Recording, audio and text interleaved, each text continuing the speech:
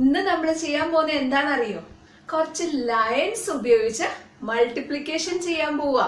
Okay, അപ്പൊ ആദ്യം ഒരു സിമ്പിൾ നമ്പേഴ്സ് നമുക്ക് തുടങ്ങാം. ഓക്കെ, ഒരു ചെറിയ നമ്പർ. Okay, 12 multiplied by 13. ഇനി നമ്മുടെ ലൈൻസ് ആണ്. എങ്ങനെയാന്ന് കാണിക്കട്ടെ. ഇപ്പൊ ഇവിടെ എത്രയാ നമ്പർ 1. അപ്പോ ഒരു 1 ലൈൻ ഇങ്ങനെ ഇടുക. ഓക്കെ, നെക്സ്റ്റ് എത്രയാണ് 2.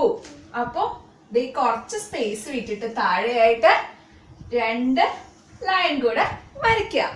ഓക്കെ, അടുത്തെന്താണ് ഇവിടെ 1.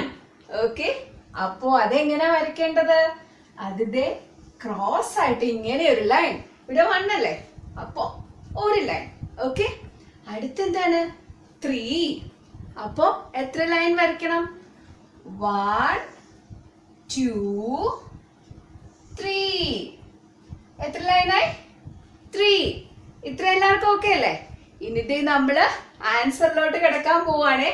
എങ്ങനെയാണെന്നറിയോ? ഈ ഒരു പോർഷൻ മാത്രം ആദ്യം എടുക്കണം. നെക്സ്റ്റ് ഈ പോർഷൻ, ഈ 2 പോർഷനും ഒരുമിച്ച് കൂട്ടണം. ഓക്കെ, അതെങ്ങനെയാണ് ഞാൻ പറയാം. നമ്മുടെ ഈ ജോയിന്റ്സ് കണ്ടോ? ഈ ജോയിന്റ്സ് ആണ് നമ്മൾ ആഡ് ചെയ്യാൻ പോകുന്നത്. ഇവിടെ എത്ര ഉണ്ട്? 1 2 3 4 5 6. ഓക്കെ, അപ്പോ ഇവിടെ 6 എന്ന് ഞാൻ എഴുതി.